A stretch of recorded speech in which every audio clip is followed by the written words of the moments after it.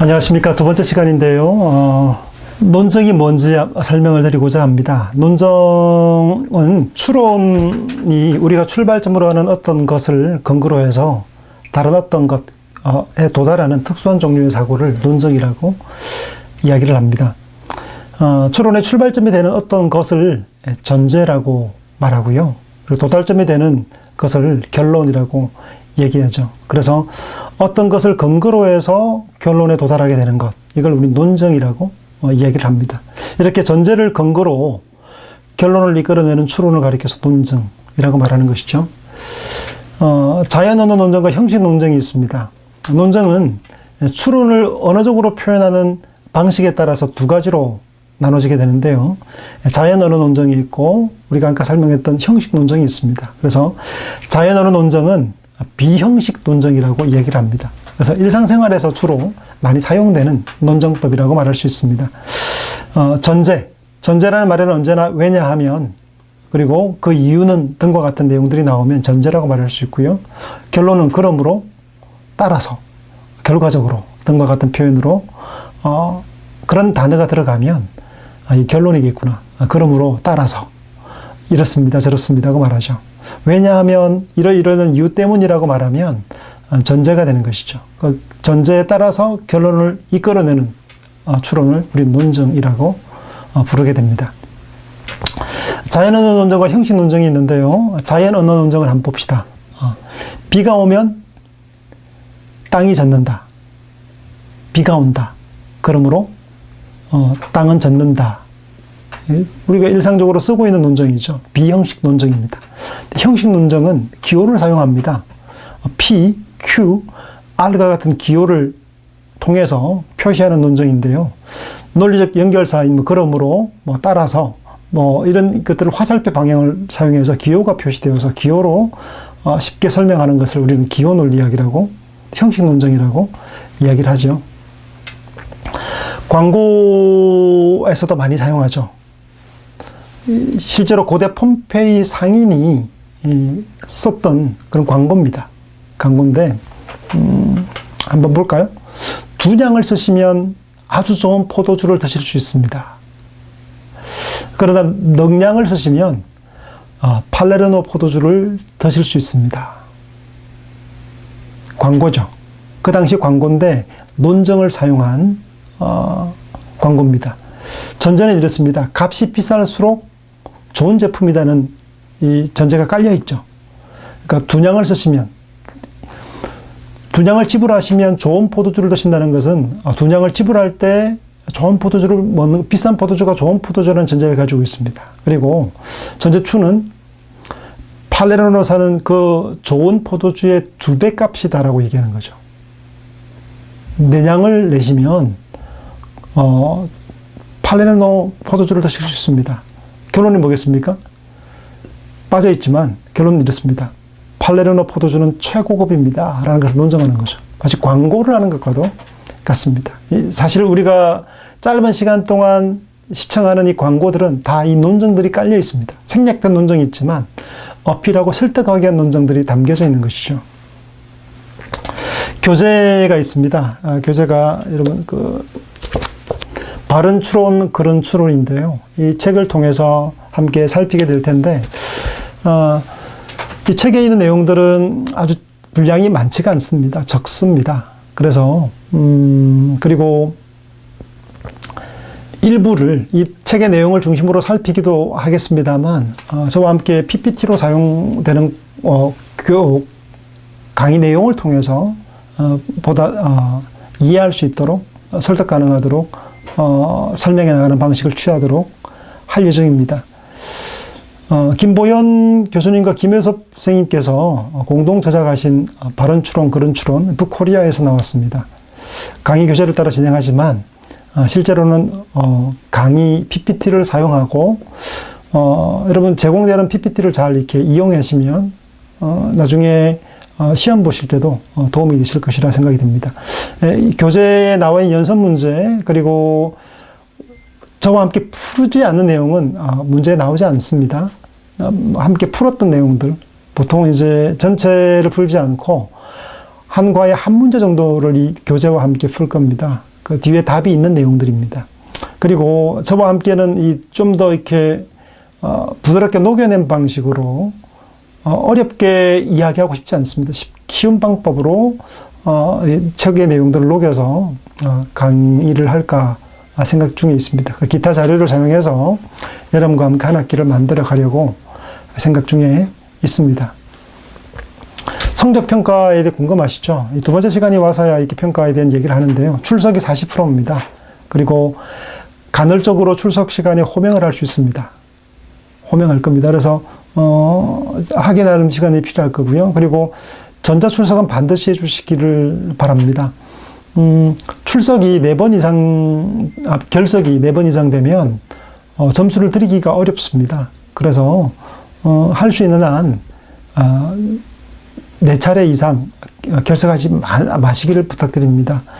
저는 점수를 통해서 출석 여러분 정상적으로 이루어진다면 4회 이상 결석하지 않고 진행된다면 낙제하는 분들은 계시지 않을 겁니다. 시험 성적이 낮다고 하더라도 최대한 이 출석에 대한 부분들에서 여러분이 어떤 성의를 보이신다면, 그리고 4번 이상 결석하지 않으신다면 극단적인 그런 결과들에 접하지 않도록, 직면하지 않도록 도움을 드리고 싶습니다. 실제적으로 여러분에게 유용한, 그리고 이 논리와 사고 수업을 통해서 여러분의 교양들을 잘 채워갈 수 있는 시간으로 만들었으면 하는 목표를 가지고 있기 때문에 너무 시험과 그 결과에만 매달리지 마시고 즐기면서 즐겁게 공부를 했으면 좋겠습니다. 중간고사와 기말고사가 있습니다. 30%씩 배정됩니다. 저와 여러분이 함께 다루었던 내용들에서만 나오기 때문에 이 PPT에서나 혹은 또 제가 올려두는 자료들 안에서만 나오기 때문에 너무 이렇게 지나치게 어려워하시거나 힘들지 않도록 애를 쓰도록 노력을 하겠습니다.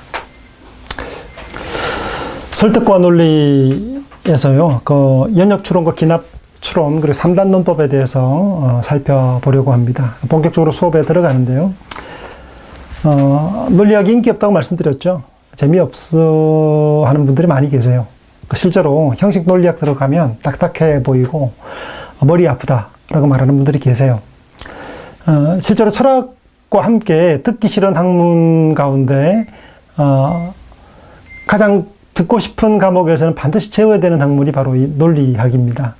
또 반면에 듣기 싫어하는 10과목 중에 반드시 포함되는 과목 중에 하나가 논리학이기도 합니다. 그래서 논리학이 인기 없다는 것, 재미없다는 선입견들이 있기 때문에 최대한 어렵지 않게, 그리고 쉽게 해나가려고 노력을 할 겁니다. 논리학은 어렵고 따분하고 아무짝에 쓸모없다고 투덜대는 분들이 계신데, 쓸모까지 없다고 말씀하시는 건 아닌 것 같고요. 쓸모 있습니다. 꼭 필요할 겁니다. 글을 쓰고 또 광고를 만들고 또 의사소통하는 삶에 있어서는 반드시 필요한 학문입니다. 논리와 논정의 설득의 기술이자 타당성 검증에 유용한 학문이기 때문에 주의를 기울이시고 또 적극적으로 참여하셔서 진행해 나가면 좋겠습니다. 자연 언어 속에 숨은 논정들이 있어요. 논리학에서 사용하는 형식 언어는 인위적으로 사람들이 만든 설계한 언어죠. 그러니까 자연 언어는 자연스럽게 발상해서 변화를 거듭하고 진화해 나갑니다. 우리가 말하는 언어가 자꾸 바뀌잖아요. 새로운 용어가, 신종 용어가 바뀌잖아요. 변해갑니다.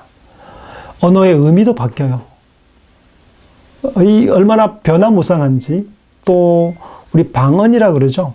한국만 해도, 대한민국만 해도 함경도와 북한과 또 남한의 차이가 있는 것처럼, 또 전라도와 경상도의 차이가 있는 것처럼 언어나 개념에 사용하는 것들이 변화무쌍합니다. 종잡기가 쉽지가 않아요. 형식 언어는 언제나 규칙을 정확하게 따르지만 자연 언어는 대단히 자유롭습니다. 논정은 점차 언어 속에 꽁꽁 숨어들어 버렸기 때문에 알아차리기가 쉽지 않아요. 자연 언어 속에 그냥 일상적으로 쓰는 대화들 속에는 논정이 숨어 있고 논리가 숨어 있어요. 그렇지만 그걸 볼 수 있는, 찾아보고 또 분석해내기가 쉽지 않으시게 됩니다. 점점 더. 또 언어가 변화되어 가기 때문에 그런 것이죠. 논리학을 한다는 것은 이 언어에다가 엑스레이를 찍는 거죠. 바깥으로 표면으로 드러난 언어의 속사를 파고들어서 그 뼈대와 구조를 파악하는 일이 됩니다. 그래서 글 가운데 숨어있는 자연 언어의 논정을 찾아낼 수 있어야 되겠죠.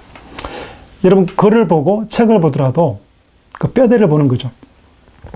책 한 권을 봤잖아요. 그리고 책 한 권에 대해 서평을 쓰라고들 이야기하지 않습니까? 과제를 나오기도 할 겁니다. 책을 읽고 그것에 대해서 분석해서 자신의 의견을 쓰시오라고 얘기할 때 그 책의 구조를 파악하는 게 필요하죠. 가장 먼저는 목차를 보는 거죠. 목차에 보면 그 뼈대가 몇 가지로 굵은 뼈대들이 있습니다. 그 뼈대 제목과 뼈대 가운데서 그 논정하는 형식들을 볼 수 있죠. 어떤 글을 읽거나 사설을 읽거나 논설문을 읽거나 소설을 읽거나 거기에 안에는 주장하고자 하는 그 작가가 의도한 그 논정의 구조들이 있습니다. 그 뼈대와 구조를 볼 줄 아는 눈을 기를 필요가 있습니다. 글 가운데 숨어있는 자연 언어. 또 대화 속에서 글이 아니라 대화 속에는 글이 빠르게 진행되잖아요. 토론이 어려운 이유가 그렇죠. 글을 읽고 그 분석해 쓰는 것들은 시간이 걸리면 할 수 있어요. 하지만 빠르게 언어를 통해서 대화할 때는 이 토론 중에서는 상대의 의도를 분석하기가 쉽지 않습니다. 잘못하면 말려들기 쉽습니다. 상대가 끊임없이 물어올 때 그냥 아무 생각 없이 답변하다 보면 말려들어서 설득당하게 되어 있습니다. 그래서 토론할 때는 훨씬 더 빠르게 상대의 주장하는 바의 의도를 파악해내는 것, 되게 중요하겠죠. 아리스토텔레스의 수사학입니다. 5가지 기술을 얘기를 해요. 수사학에 보면 우리가 오르가논이라고 논리학과 함께 아리스토텔레스 수사학은 되게 유명한 중요한 책입니다. 5가지 기술을 담고 있는데 배열법, 설정법, 그리고 미사여구법, 연기법, 기억술까지 포함합니다. 여러분, 연기법이 익숙하죠? 어떤 것들을 어떻게 전달하기 위한 방법입니다. 수사학이죠. 그리고 우리가 중요하게 다루어야 될 내용 중에 하나가 바로 이 배열법입니다.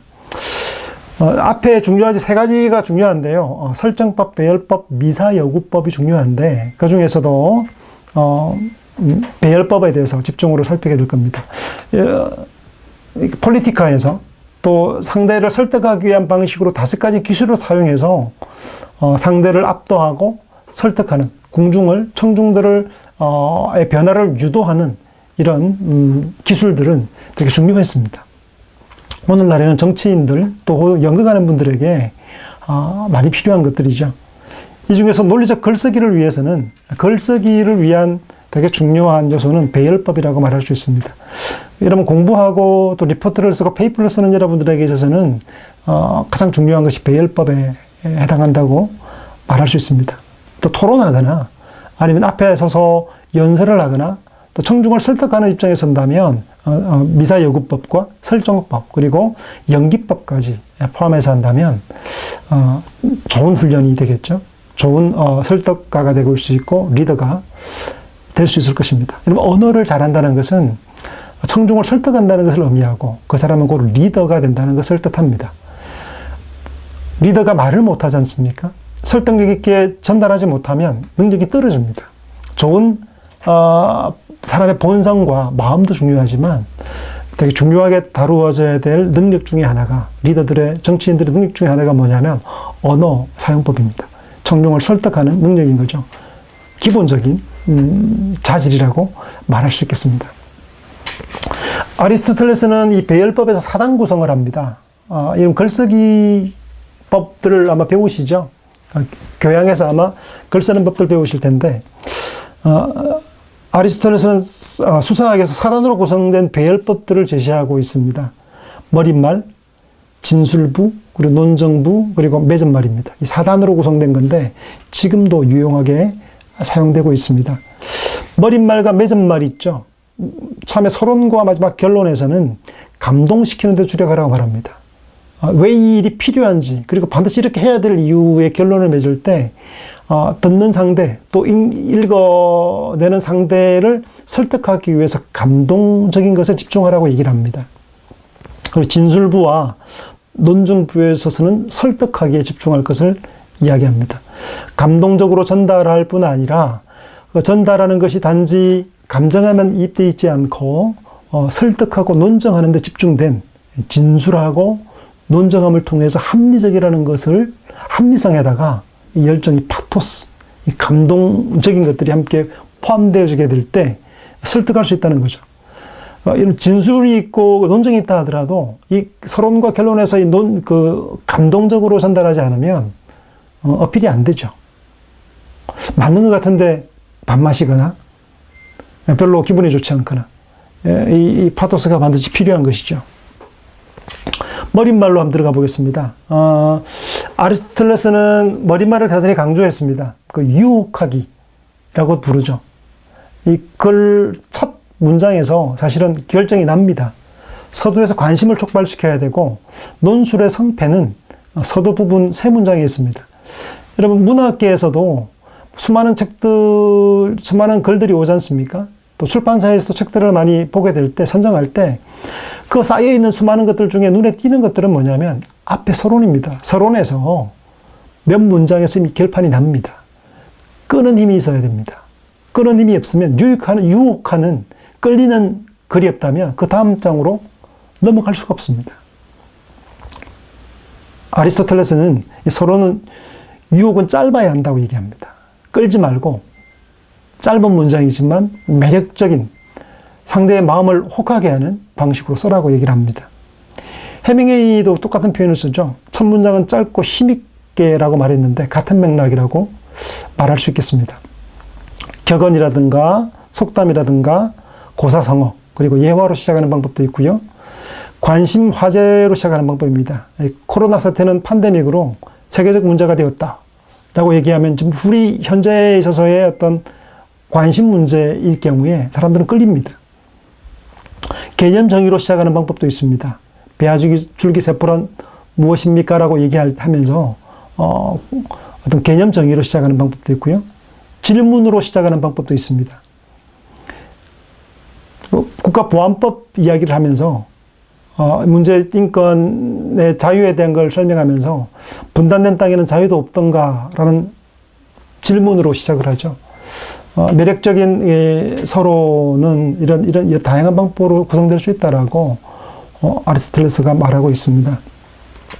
진술부와 논정부로 들어가면요. 진술부는 논정을 준비하는 단계입니다. 논란이 되는 문제들을 진술합니다. 그 사건과 사실들을 진술을 하는 거죠.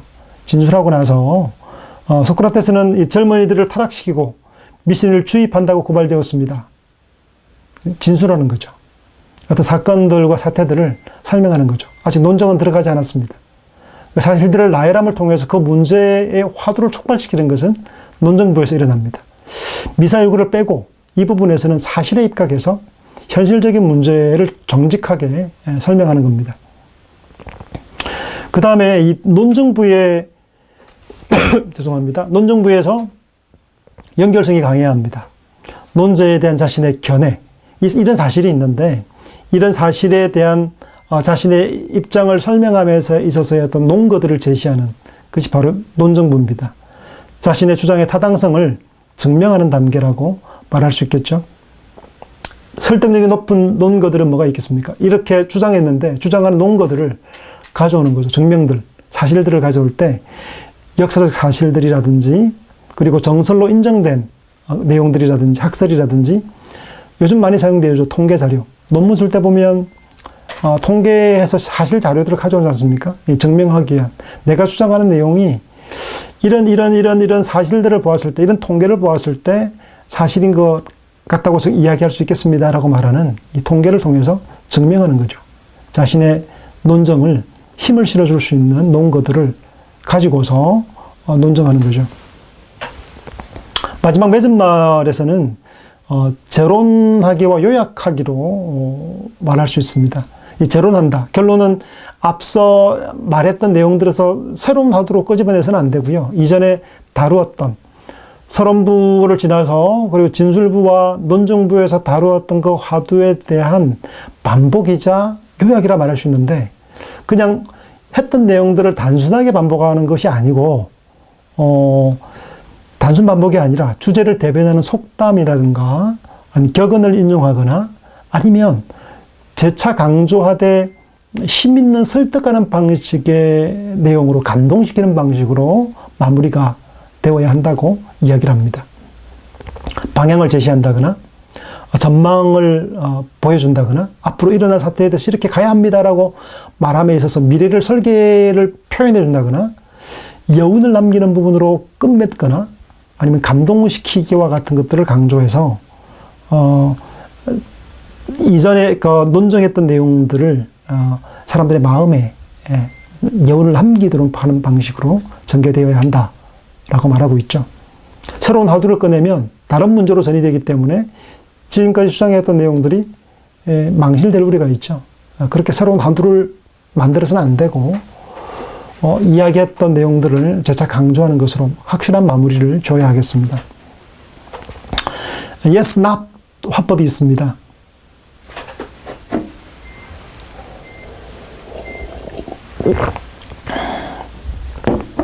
아리스토텔레스 수사학은 세월이 2300년간 세월이 흐릅니다. 세월이 흐르면서 많이 발전해요. 3단 논법도 대단히 깊이 있게 발전하지만 여러 가지 방식으로 이 수사학이 발전하게 됩니다. 그 논정부와 반론부를 두는 형식으로 4단에서 5단으로 발전합니다. 논정을 했잖아요. 근데 이제 논정에 반론을 두는 겁니다. 그러니까 자신의 의견에 반대하는 의견을 같이 포함시키는 겁니다. 그래서 반론부를 세게 말하면 안 되겠죠. 너무 집중적으로 말해버리면 자신의 주장이 약화될 수도 있겠죠. 그래서 반론부는 조금만 가져옵니다. 조금만 가져 반론부 이런 의견도 있습니다. 그러나 yes 이런 분이 인정할 수 있겠습니다. 그럴 수도 이런 이야기도 있다고 합니다. 그러나 자신의 의견은 이런 것이 이렇게 해서 훨씬 더 확실한 것입니다 하고 말하는 형태로 자신의 논쟁을 강화시키기 위한 반론부를 두는 것 이것이 바로 yes but 합법이라고 할 수 있겠습니다. B라는 주장이 있지만 그럼에도 나는 A인데 이유는 이렇습니다 라고 말하는 거죠.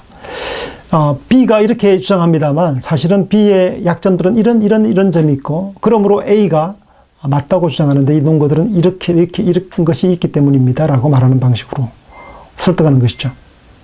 논술문을 쓸 때나 아니면 토론할 때 이용하죠. 상대가 어떤 주제 A의 주장을 했습니다.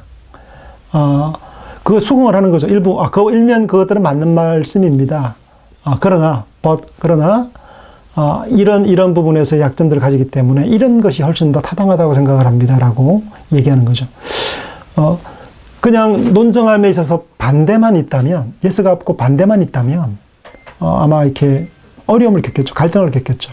상대의 의견들을 존중하면서도, 상대의 의견을 존중하면서도 그의 약점들을 보완하는 방식 혹은 또는 더 나은 방식을 제시하는 방식으로 상대를 설득하는 방식이죠. 토론할 때 반드시 필요한 그런 자세라고 말할 수 있겠습니다. 상대방의 거부감을 들어주면서도 민주적이고 합리적이라는 인상을 심어줄 수 있는 그런 어떤 논정 방법이라고 말할 수 있겠죠. 논증이란 어떤 하나의 명제가 다른 명제들로부터 도출되기 위해서 요구되는 명제들의 집합이고 이것들은 하나의 명제가 진리임을 보증하는 근거가 됩니다.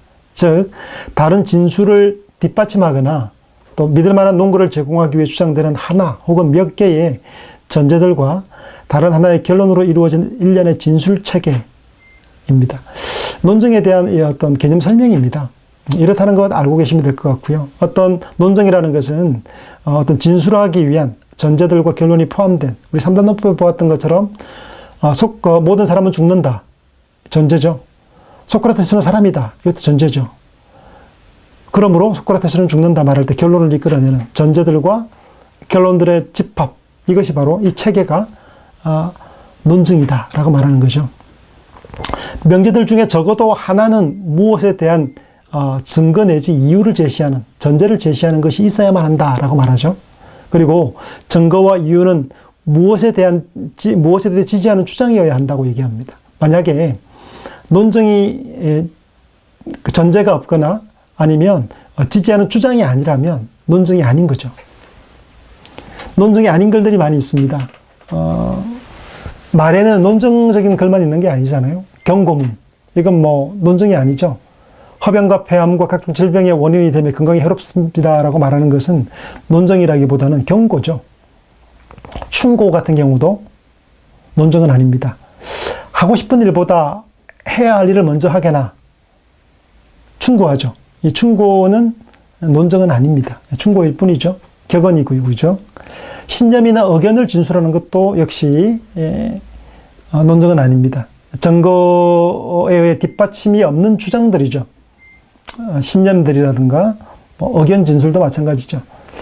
보고의 글도 논증은 아닙니다. 정보 전달하는 일련의 진술들은 논증이라기보다는 그냥 보고인 거죠. 설명하는 것과 이런 논증을 좀 구별해야 되는데요. 주제 문장의 증명이 아니라 설명, 해명하는 글들입니다. 여기에도 뭐 그러므로 따라서 왜냐하면 이런 표현들이 나와요. 하지만 이것이 논증하는 것인지 어떤 주장하는 것인지 아니면 설명하는 것인지 구분할 필요가 있습니다. 설명문과 논설문의 차이입니다. 설명하는 것은 어떤 것을 문장에 증명을 하는 것이 아니고 문장에 대한 증명이 아니라 설명, 해명하는 결들인 것과 달리 논증은 어떤 주장들을 또 그에 대한 근거를 담고 있는 전제와 결론이 담겨져 있는 주장이 담겨 있는 것을 바로 논증이라고 구분할 수 있어야 되겠습니다. 논증은 어떤 것이 참임을 기존의 지식에 의해서 확립하려는 시도라고 말할 수 있겠습니다.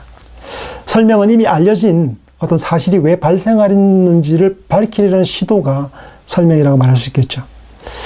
한번 살펴볼까요? 오늘 주가 폭락은 기관 투자가들이 대량 투매했기 때문이다 라는 1번의 이야기와 2번이요. 오늘까지 태양은 항상 동쪽에서 떴다. 그러므로 태양은 내일도 동쪽에서 뜰 것이다. 1번은 주가 폭락 사태가 일어났던 것에 대한 설명인 거죠. 논증이 아니에요. 그러나 2번 같은 경우는 오늘까지 태양은 항상 동쪽에서 떴다라고 얘기하죠. 그 결론으로 그러므로 태양은 내일도 동쪽에서 뜰 것이다 라는 것은 결론을 확립하고자 하는 논증이고 시도죠. 시도입니다. 이것이 바로 논증이죠. 비슷해 보이는 것 같지만 구분해보면 차이가 납니다. 설명과 그리고 논증의 차이라고 말할 수 있겠습니다. 임진왜란은 1591년에 일어났고 정유대란은 1597년에 일어났습니다. 한국전쟁은 1950년 6월 25일에 발생했습니다.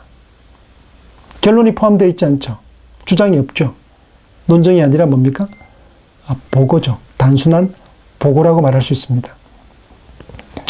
음악이 너무 시끄러웠다. 그래서 나는 연회장을 떠났다. 설명입니까? 연회장을 떠난 설명입니까? 아니면 논증입니까? 네. 연회장을 떠난 이유를 설명하지만 참이 되게 하는 전제는 아니죠. 그래서 이 설명문이지 논증문은 아니겠습니다. 여러분, 추론함에 있어서의 어떤 종류가 있습니다. 크게 두 가지가 있는데요. 연역 추론과 귀납 추론입니다.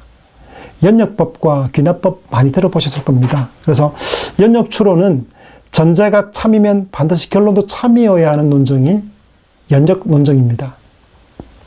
전제가 참이면 결론도 참이어야 하는 논증입니다. 귀납 추론은 전제의 참이, 결론의 참을 절대적으로 보정하지 않는 주장을 우리 귀납이라고 이야기를 합니다. 우리 찬찬히 좀 더 강의실에서도 좀 참참히 설명하겠습니다만, 귀납 논증은 전제가 참이더라도 결론이 거짓일 가능성이 있는 것이죠. 첫 시간에서 예를 들었습니다만, 한국에 있는 까마귀가 검고, 일본에 있는 까마귀가 검고, 아프리카에 있는 까마귀도 검고, 호주에 있는 까마귀도 검기 때문에 모든 까마귀는 검다라고 말할 때, 이것은 연역 논증입니까? 귀납 논증입니까? 귀납 논증이죠. 왜냐하면 까마귀들이 여러 사례들을 근거들을 가져왔지만 까마귀가 완전히 완벽하게 까마귀가만 있다는 보정이 확실성 참이지는 않아요. 왜냐하면 바뀔 수도 있죠. 어느 날 하얀 까마귀가 발견되면 어떡합니까? 후쿠시마 원전으로 인해서 어떤 변화에 의해서 하얀 까마귀가 출현했다고 생각해 보세요. 그러면 이 보편적 진리로 참으로 여겼던 이 까마귀가 검다는 것이 바뀌어질 수도 있죠. 그럴 가능성이 있잖아요. 네, 그래서 귀납 논적은 전제가 참이더라도 결론이 거짓일 가능성이 남아있는 것들도 귀납 논적이라고 말할 수 있습니다. 민주국가의 주권은 국민에게 있다. 한국은 민주주의 국가이다. 그러므로 대한민국의 주권은 국민에게 있다. 예. 그 민주국가의 주권은 국민에게 있다라고 말할 때 전제 속에 이미 결론이 담겨져 있죠. 전제와 결론이 같아야 합니다. 전제가 참이면 결론도 참이어야죠. 그러므로 대한민국의 주권은 국민에게 있다라는 표현이 결론으로 나와야 합당한 겁니다. 그 연역 논정이죠. 두 전제들이 참이면 결론도 반드시 참이어야 하는 것이죠. 지난 20년간 울산의 연 강수량은 항상 400mm 이상이었다. 그러므로 올해 울산의 연 강수량도 400mm 이상일 것이다. 네, 이거 무슨 논정입니까? 연역입니까? 귀납입니까? 네, 귀납 논정이죠. 기상캐스터들이 나와서 예보하잖아요, 예보. 작년에 수치를 재지 않습니까? 몇 년도에 어떻게 왔고, 작년에 이렇게 왔으니까 올해도 이렇게 와야 되는데, 예측을 하는 거죠. 기상캐스터들이 주로 사용하는 논정인데요. 비록 전제가 참이라고 할지라도 결론이 참이 아닐 수 있죠. 올 봄에 또 올여름에 강수량이 넘었을 수도 있고 모자랄 가능성이 있는 거죠. 일 것이다 라고 말하는 결론, 그러니까 참이라고 말하기보다는 개연성이 높은 것으로 확률로 더 나은 것으로 설명할 수 있지만 완전히 참으로 앞에 전제는 참이죠. 그죠? 연강수량이 400mm 이상이었다고 말할 땐 참이지만 결론이 반드시 참으로 이어지지 않는 것. 그래서 일 것이다라는 가능성으로 설명하는 거죠. 이걸 귀납 추론이라고 말할 수 있습니다. 아까 다뤘던 문장이죠. 지금까지 해는 항상 동쪽에서 솟아올랐다. 그러므로 내일도 해는 동쪽에서 뜰 것이다. 예, 이것도 역시 귀납 추론이죠. 뜰 것이다. 그 가능성을 얘기하죠. 근데 사실 거의 동쪽에서 뜨지 않습니까? 이때까지 그렇게 변화해 본 적이 없죠. 그런데 어느 날 혜성이 지구를 두드렸어요. 그래서 지구의 방향이 바뀌었다 쳐요. 그럴 가능성이 아예 없습니까? 1억만 분의 1이라도 가능성이 있죠. 앞에 전제가 참이잖아요. 지금까지 해는 항상 동쪽에서 떴지 않습니까? 예전에 동해 바다 가서 깜짝 놀랐습니다. 처음 이 동해 바다 갔을 때 고등학교 1학년 때를 기억합니다. 이 동해 바다에서 불덩어리가 올라오더라고요, 아침에. 너무 충격을 받았습니다. 다른 지역에 있던, 그렇게 해가 뜨는 걸 못 보던 제가, 바닷가에서, 주전 해변이죠. 해변에서 아침에 해가 이 동해 바다 파도 치는 그 바다 위로 이 불덩어리처럼 싹 붉은 것들이 이렇게 위로 솟아오르는 겁니다. 깜짝 놀랐습니다. 너무 이쁘죠? 울산에 살기 때문에 근교에 좋은 곳이 참 많아요. 주전 해변 개인적으로 되게 좋아합니다. 동해가 보이는 곳에서 여름날 되면 텐트를 치고 잠을 청할 수 있죠. 여러분 그 주전 해변에 텐트 치고 자고 아침에 일어날 때 일출이 올라와요. 바다 위로 올라옵니다. 기가 막힙니다. 흐린 날이 아니고 맑은 날이면 볼 수 있습니다. 네, 그렇지만 어느 순간 이 논정 앞에 전제는 참이라 하더라도 어떤 급격한 변화에 의해서 해가 서쪽에서 뜨는 날도 올 수도 있지 않을까요? 그 가능성, 그죠? 완전 참을 보정하지 못하는 것. 내일도 해는 동쪽에서 뜰 겁니다.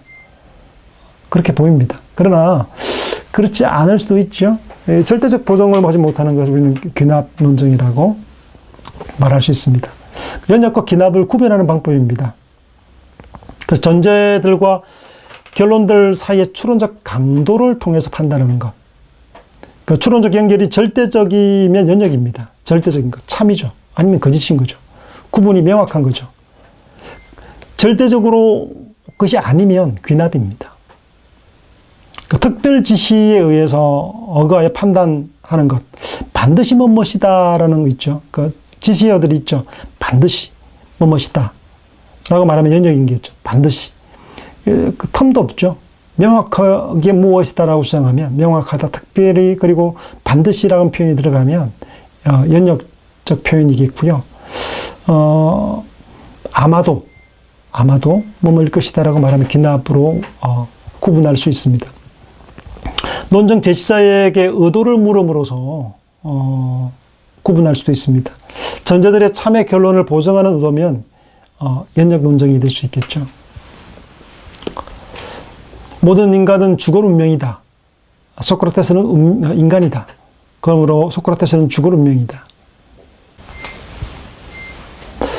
소크라테스는 인간이고 주걸 운명입니다. 플라톤도 인간이고 주걸 운명입니다. 아리스토텔레스는 인간이고 주걸 운명입니다. 그러므로 아마도 모든 인간은 주걸 운명입니다.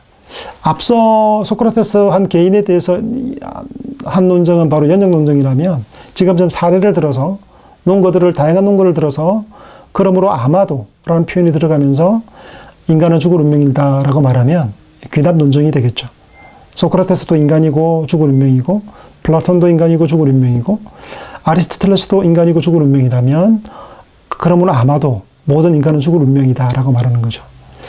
귀납 논정은 앞의 논정과 달리 죽지 않고 살아있을 수 있는 사람도 있지 않을까요? 하는 이 아마도라는 방식으로 논정하는 방식이죠. 연역과 기납의 평가가 있습니다. 연역 추론의 평가는 좋음과 나쁨만 있고 옳고 그름만 있고 참과 거짓만 있고 중간이 없습니다. 추론은 타당과 그리고 부당. 좋은 추론은 타당하고 나쁜 추론은 부당한 거죠.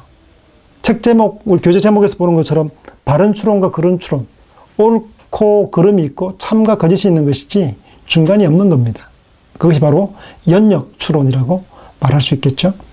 기납 평가는 어떠냐면 개연성과 관련합니다. 개연성. 좀 더 적합하다. 좀 더 맞을 것 같다는 강도의 세기에 의해서 가능성의 세기가 더 강해지고 약해지는 것을 통해서 결정되는 것을 기납 논정이라고 얘기를 합니다. 전제가 참일 때 결론이 참이 될 가능성의 크기와 관계하는 것이죠. 가능성의 크기에 따라서 여러 가지 등급으로 평가되게 됩니다. 연역은 타당과 부당으로 참과 거짓으로 평가되지만 귀납은 강함과 강하지 않음, 개연성이 큼과 개연성이 작음의 대으로 평가되는 것이 연역 추론과 기납 추론의 평가 방법이라고 말할 수 있겠습니다. 예를 들어 봅시다. 비가 오면 길이 미끄럽다. 그런데 지금 길이 미끄럽다. 그러므로 분명 비가 왔을 것이다. 전제에서 결론이 나오는 거죠. 연역 논정이나 거릇된 논정이 되는 거죠. 이거 나중에 또 살피겠습니다만 연역적으로 설명된 논정법에서는 문제가 되지 않지만 사실은 거릇된 논정이 됩니다. 미끄럼의 원인이라는 것은 꼭 비가 와야만 미끄럽지만 않죠. 기름이 흘러도 미끄럽기도 하고요. 눈이 와도 미끄럽기도 하죠. 눈밭 겨울에 걸어보셨습니까? 올해는 눈이 오지 않아서 아쉬운데요. 눈이 내리고 얼어붙으면 대단히 미끄럽습니다. 눈과 물을 뿌렸을 수도 있죠. 꼭 비가 와야 미끄러운 건 아니죠. 다음 문제를 한번 풀어봅시다. 연역 추론인데 타당한지 결정하라고 얘기를 합니다. 그가 기적을 일으켰다면 그를 신의 아들로 인정했을 것이다. 교과서에 나오는 내용입니다. 하지만 그는 어떤 기적도 보여주지 못했다. 나는 그를 신의 아들로 인정할 수 없다. 네, 부당한 논정이 되겠죠. 생략 3단, 우리 다음 시간에 함께 그 내용들을 풀어가면서 다시 설명을 구체적으로 하도록 하겠습니다.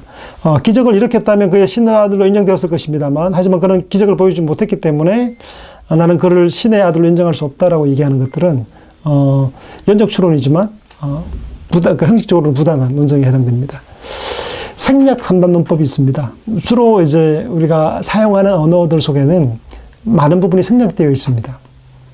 보통 3단 논법은 형식적으로 두 개의 전제와 하나의 결론으로 구성되어 있습니다. 모든 사람은 죽는다. 소크라테스는 사람이다. 그러므로 소크라테스는 죽는다 말할 때 보통 전제 두 개와 하나의 결론으로 구성된 것이 3단 논법의 형식입니다. 그러나 때때로 전제 일부나 결론이 생략되는 경우들이 많아요. 생략 3단 논법인데 실제로 우리가 쓰는 대화들에는 주로 대화들에는 생략된 3단 논법으로 주로 많이 사용합니다. 우리도 모르는 사이에 그렇게 학습이 되어 있어요. 우리가 3단 논법을 사용하고 있지만 이 강력한 논정을 쓰고 있지만 사실은 생략해서 주로 쓰기 때문에 이게 3단 논법이라는 것인지를 잘 인지하지 못하는 경우가 많습니다. 이것을 아리스토텔레스는 실천적 3단 논법이라고 불렀습니다. 마스크 값이 오른다. 공급이 부족하기 때문이다. 말 잘 들었으니 치킨을 내가 쏘겠다. 이것도 사실은 그 3단 논법입니다. 그렇지만 생략되었죠. 전제가 생략되었죠. 첫 번째는 그죠? 공급이 부족하면 물건값이 오른다. 마스크 공급이 부족하다. 그러므로 마스크 값이 오른다. 말할 때 1번의 전제가 사실 생략되어 있는 거죠. 마스크 값이 오르는데 공급이 부족하기 때문이다. 그죠? 두 번째로는 말 잘 들었으니 치킨을 쏘겠다 내가 얘기하잖아요. 이것도 역시 3단 논법입니다. 말 잘 들으면 상을 준다. 너는 말을 잘 들었지? 그러므로 치킨을 내가 쏘겠다. 이런 어떤 논정이 포함되어 있는 거죠. 생략되었을 뿐인 것이죠. 전제 생략이 가능한 경우가 있습니다. 확실한 지표라든가 통념, 상식이죠. 누군가에게 상을 준다거나 통념적으로 우리가 상식으로 사용되는 경우에는 생략들이 가능합니다. 그래서 많이들 생략하는 거죠. 수요가 공급을 넘었으면 값이 오른다. 상식이죠. 마스크 값이 오르는 이유가 뭡니까? 마스크가 부족하면 값이 오르잖아요. 그런 상식인 경우에는 생략 가능한 것이죠. 그녀는 대학생이다 라고 말하면 그녀는 고등학교를 졸업했다는 것은 빼도 되지 않습니까? 이미 그녀가 대학생이라는 말 속에는 그가 고졸이다라는 부분들을 포함하고 있기 때문입니다. 물체는 위에서 아래로 떨어진다. 이것도 역시도 마찬가지로 생략할 수 있는 것이죠. 비가 오면 땅이 젖는다. 비가 오면 땅이 젖는다. 땅이 젖죠. 마찬가지입니다. 건강하면 오래 산다. 상식이죠. 적당한 운동은 건강에 도움이 된다. 그렇죠. 통념적 상식에 속한 경우들은 생략을 할 수 있습니다. 여러분 셰익스피어의 유명한 소설 있죠. 베니스의 상인에 보면 유대인 구두쇠였던 샤일록이 안토니오에게 대출을 해줍니다. 그래서 복수하기 위해서 못 갚을 경우에는 가슴살 1파운드를 떼어가겠다는 차용 정서를 받고서 돈을 구워줍니다. 안토니오가 기한을 넘겨서 돈을 갚지 못하게 되죠. 그러니까 이제 법정에 서서 차용 정서를 내세워서 목숨을 빼앗으려 했죠. 그 판사로 변장한 포셔가 한 살 파운드라고, 살 1파운드라고 써 있지 피는 한 방울도 준다는 말이 없다는 것을 내세워서 피를 흘리지 않고 살을 떼가라고 샤일록에게 몰아붙여서 결국 재판에서 샤일록을 이기고 샤일록은 재산을 잃고 파산하게 되죠. 여기 논정은 뭡니까? 살 1파운드를 떼어준다 할 때 피 없이 떼어가보라 라고 논정을 했죠. 근데 사실은 이 샤일록이 3단 논법을 알았더라면 패하지 않았을 것입니다. 왜냐하면 이 생략된 전제를 알았더라면 이 살 1파운드를 떼면서 피를 안 흘릴 수 있습니까? 그렇다면 재판관에게 이렇게 물었겠죠. 재판장님께서 피를 흘리지 않고 살을 떼어가 보십시오. 상식에 속한 거죠. 이 정서에는 사람 파운드는 뭘 포함하는 거냐면 피 흘림이라는 것이 생략되어 있는 거죠. 상식에 속한 거 아니겠습니까?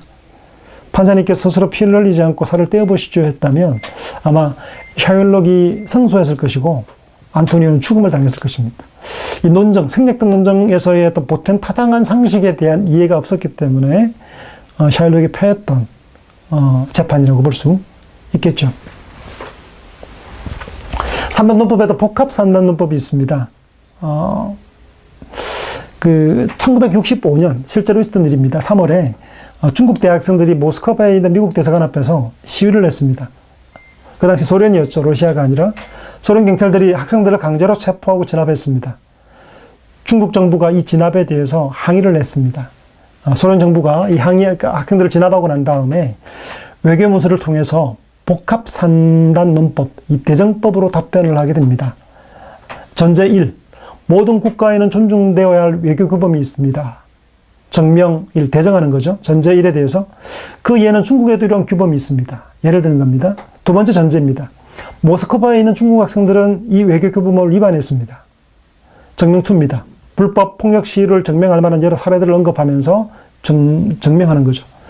결론을 냅니다. 시위 학생 체포에 대한 중국 정부의 항의를 받아들일 수 없습니다. 그 이유에 대한 논거들을 대정법을 사용해서 썼죠. 3단 논법입니다.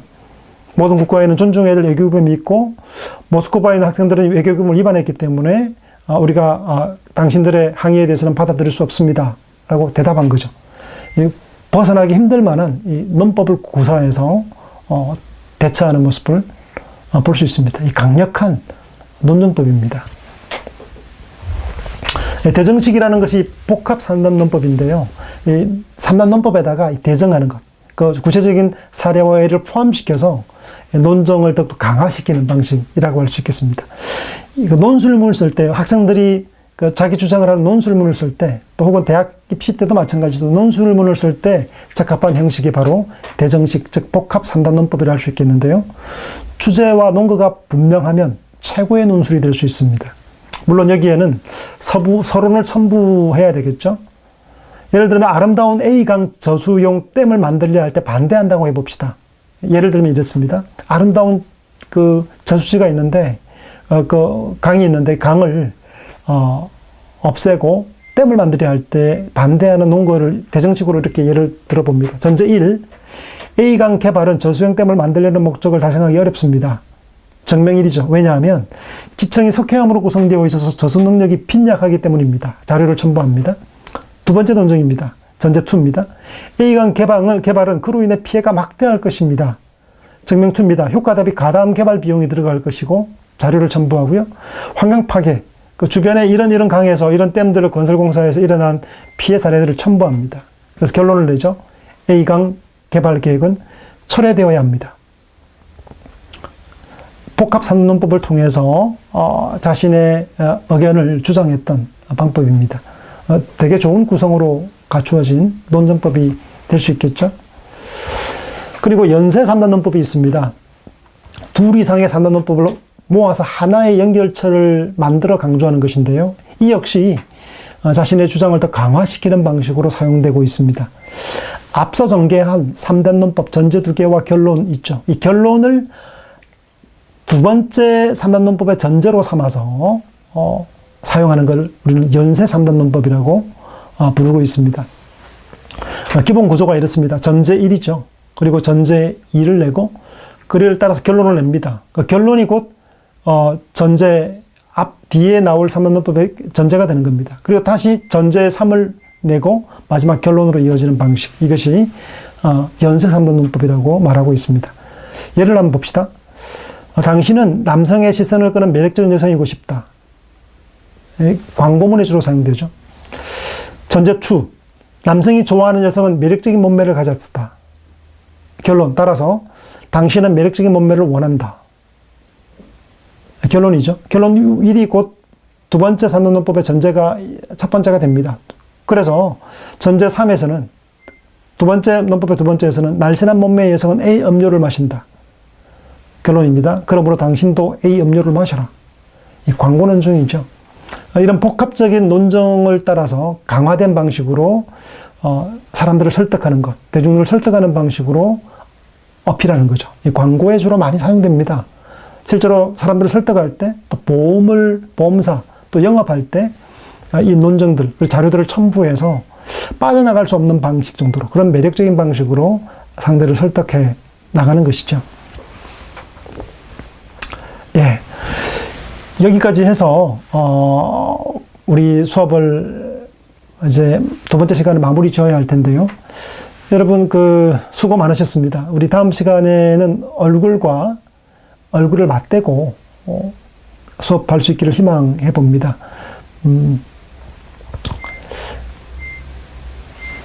또 중간에 여러분 궁금한 것들이 있으면, 혹은 또 질문할 것들이 있다면, 코스모스 혹은 유클래스에 들어오셔서, 질문을 남겨주시면 되겠습니다. 시험과 평가에 관련된 내용들은, 앞서 말씀드린 것처럼 출석 40, 중간 30, 그리고 기말 30으로 구성되어져 있습니다. 결석을 4번 이상 하시면, 점수가, 나갈 수가 없습니다. 그 외에는 여러분이 충분하게 결석하지 않고 수업에 출석하신다면,